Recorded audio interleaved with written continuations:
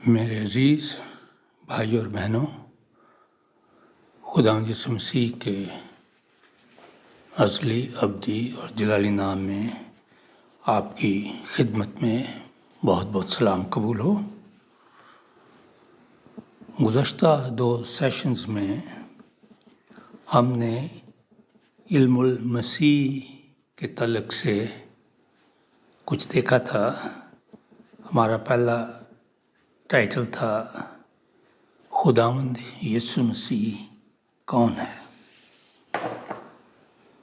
اور اس میں ہم نے دیکھا کہ بعض لوگ اسے نبی، عظیم لیڈر، شفا دینے والا، بادشاہ، روٹیاں کھلانے والا سمجھتے ہیں خداوند یسوع مسیح کو۔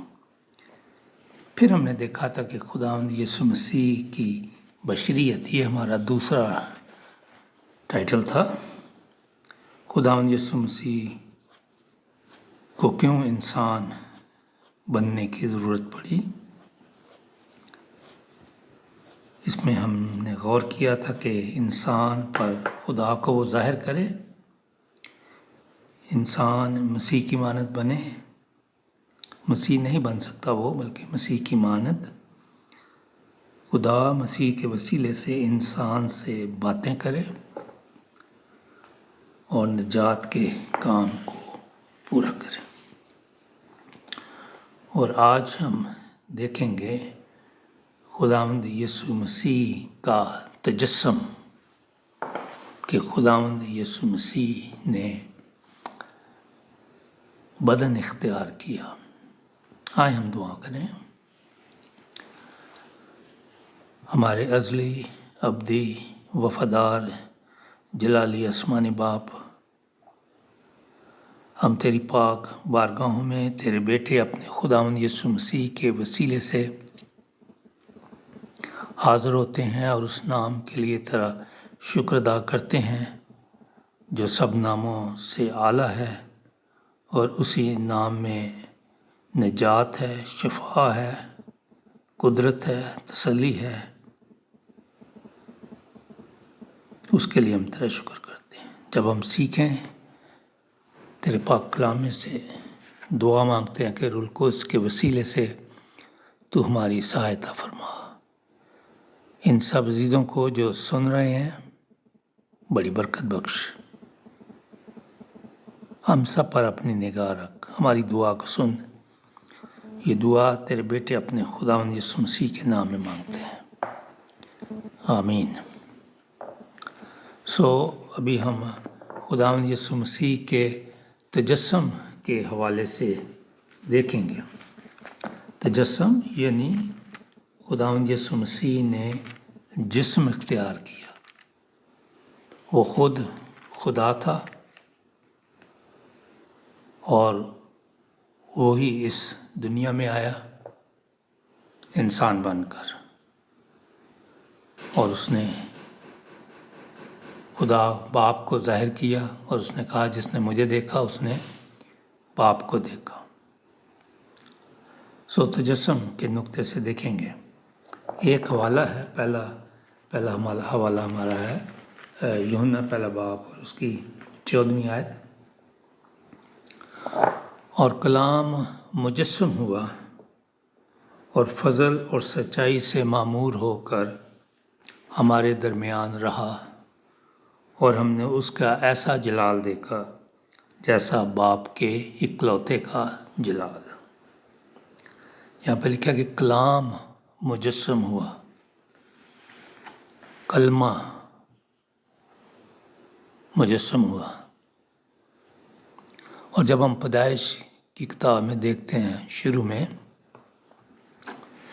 پہلے باب میں، اور وہاں پر یوں لکھا ہے کہ خدا نے ابتدا میں زمین و آسمان کو پیدا کیا، دوسری آیت پہلے باب کی، اور زمین ویران اور سنسان تھی، اور گہراؤں کے اوپر اندھیرا تھا، اور خدا کی روح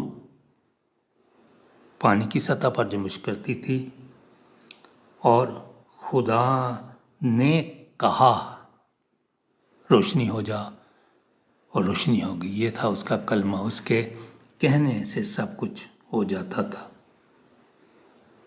خدا باپ ہے اور خدا کی روح ہے یہاں پہ، اور خدا کا کہا خدا کا کلمہ،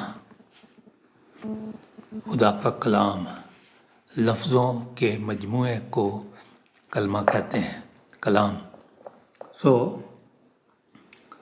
کلام مجسم ہوا.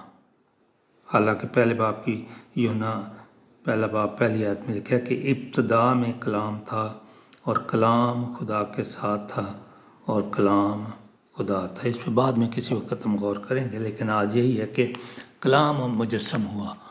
وہ کلمہ جو خدا کے منہ کی بات تھی، خدا کا کلام تھا، کلمہ تھا، اسی نے جسم اختیار کیا. انسانی عقل سے سوچنا تو بڑا مشکل ہے، لیکن خدا ہی یہ بید ہم پہ کھول سکتا ہے. اور پھر لکھا ہے کہ یہ کلام مجسم ہوا اور فضل اور سچائی سے معمور ہو کر ہمارے درمیان رہا. یہی کلمہ، یہی کلام، یہی یسوع مسیح، یہ تھا اس کا جسم لینا. اور یہاں کہ ہمارے درمیان رہا. ہی ٹیبرنیکلڈ، اس نے خیمہ لگا لیا، آدمیوں کے درمیان، لوگوں کے درمیان رہا. اور پھر رومیو پہلا باب اور اس کی تیسری آیت، رومیو کا خط باب اس کا پہلا اور اس کی تیسری آیت، وہاں پر یوں لکھا ہے اپنے بیٹے ہمارے خداوند یسوع مسیح کی نسبت وعدہ کیا. اب خدا اس کو بیٹا کہتے ہیں، خداوند یسوع، اپنے بیٹے ہمارے خداوند یسوع مسیح کی نسبت وعدہ کیا، جو جسم کے اعتبار سے تو داؤد کی نسل سے پیدا ہوا، جسم کے اعتبار سے، لیکن پاکیزگی کی روح کے اعتبار سے مردوں میں سے جی اٹھنے کے سبب سے قدرت کے ساتھ خدا کا بیٹا ٹھہرا.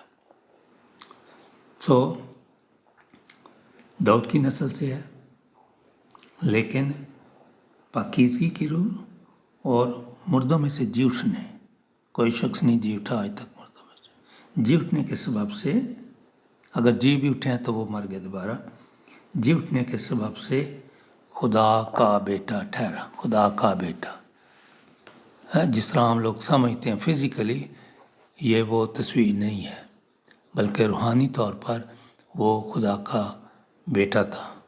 اور جو باپ میں خصوصیات تھیں وہ بیٹے میں بھی تھیں. اور یہاں پر جو لفظ ہے کہ وہ داؤد کی نسل سے، یہ اس کی پرفیکٹ ہیومینٹی، اس کا تجسم، اس کی بشریت، اور پھر وہ خدا کا بیٹا ٹھہرا، مردوں میں سے جی اٹھا. یہ ہے اس کی الوہیت کہ وہ کامل خدا ہے، وہ خدا ہی سے نکلا تھا. اور پھر اسی کا آگے جاتے ہیں غلطیوں 4 باب اور اس کی 4 آیت، وہاں پر بھی اسی طرح سے ذکر کیا گیا. غلطیوں کا خط باب اس کا 4 اور اس کی 4 آیت، لیکن جب وقت پورا ہو گیا تو خدا نے اپنے بیٹے کو بھیجا جو عورت سے پیدا ہوا اور شریعت کے ماتحت پیدا ہوا، عورت سے پیدا ہوا، اور روح القدس کی قدرت کے وسیلے سے پیدا ہوا عورت سے.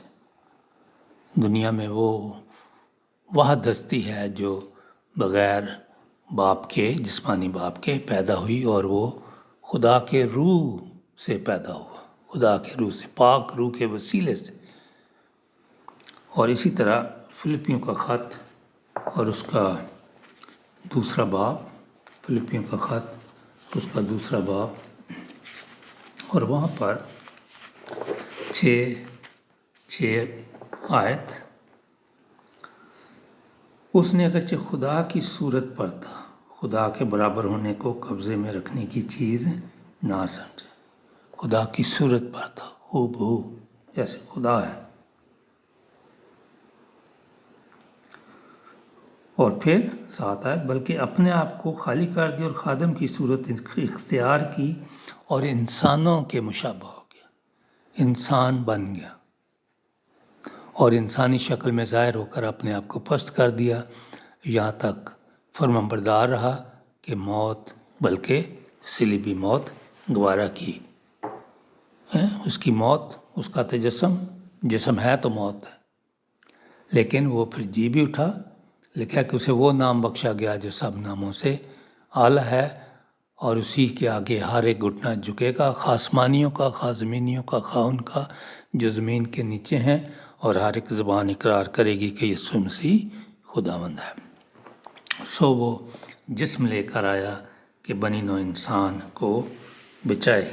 سو یہ بہت ضروری ہے کہ ہم اس کی بشریت کو اس کی الوہیت سے الگ نہ کریں، اور اس کی الوہیت کو اس کی بشریت سے الگ نہ کریں، یہ دونوں اکٹھے چلتے ہیں۔ اور اسی طرح عبرانیوں کا خط باب اس کا 2، اور وہاں پر 9 آیت میں لکھا ہے کہ البتہ اس کو دیکھتے ہیں جو فرشتوں سے کچھ ہی کام کیا گیا، یعنی یسوع کو، کہ موت کا دکھ سہنے کے سبب سے جلال اور عزت کا تاج اسے پہنایا گیا، تاکہ خدا کے فضل سے وہ ہر ایک آدمی کے لیے موت کا مزہ چکھے۔ اس نے موت کا مزہ لیا۔ اور پھر یہاں پہ لکھا کہ اسے فرشتوں سے کچھ ہی کم کیا گیا، اور یہاں پر ایک اور بدعت دنیا میں نظر آتی ہے جو کہتی ہے کہ یسوع مسیح انسانوں سے اوپر ہے اور فرشتوں سے نیچے ہے۔ کلام میں ایسی تعلیم نہیں ملتی، یہ صرف 1-2 لفظ بیچ میں سے نکالا جاتا ہے، اور اس پہ جب زور دیا جاتا ہے تو وہ بدعت بن جاتی ہے، اور پورا جو کانٹیکسٹ ہے اس کو نہیں پڑھا جاتا۔ لیکن اگر 14ویں آیت میں آئیں، بس جس صورت میں لڑکے خون اور گوشت میں شریک ہیں تو وہ خود بھی ان کی طرح ان میں شریک ہوا، تاکہ موت کے وسیلے سے اس کو جسے موت پر قدرت حاصل تھی، یعنی ابلیس کو تباہ کر دے۔ خدا کے سوا اور کوئی ابلیس کو تباہ نہیں کر سکتا۔ سو یسوع مسیح کا تجسم وہ کلام تھا، کلام مجسم ہوا، اور اسی میں ہم نے دیکھا کہ اس کی الوہیت اور اس کی بشریت، کامل بشریت، اور پھر وہ اس لیے آیا کہ ابلیس کے کاموں کو تباہ کرے اور انسان کو نجات دلوائے۔ نجات کا بندوبست اس نے کیا، فلپیوں میں ہے موت، بلکہ صلیبی موت گوارا کی۔ سو خداوند کے پاک کلام کے سنے جانے پہ اس کی برکت ہو۔ ہم دعا مانگیں۔ ہمارے آسمانی باپ، ابھی جو کچھ ہم نے کمزوری کی حالت میں سیکھا ہے، سنایا گیا ہے، اس پہ تیری برکت ہو، اور ان عزیزوں کو بھی بڑی برکت دے۔ اور دعا ہے کہ ہم سب تیرے عرفان میں، تیری پہچان میں ترقی کرتے جائیں۔ اے باپ، اس دعا کو سن۔ یہ دعا تیرے بیٹے اپنے خداوند یسوع مسیح کے نام میں مانگتے ہیں، آمین۔